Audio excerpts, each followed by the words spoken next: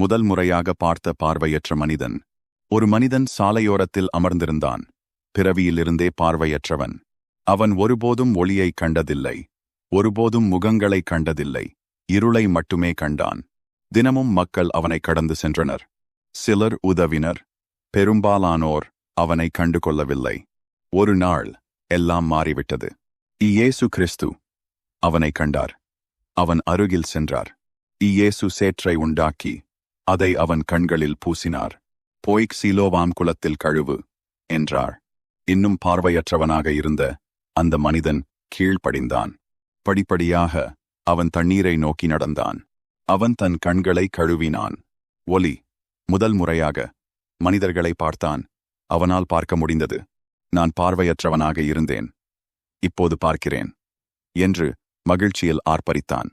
ஆம், இயேசு சர்வ வல்லமையுள்ள தேவன். கர்த்தர் இயேசு இயற்கைக்கு அப்பால் பட்ட அதிசயங்களை செய்பவர்.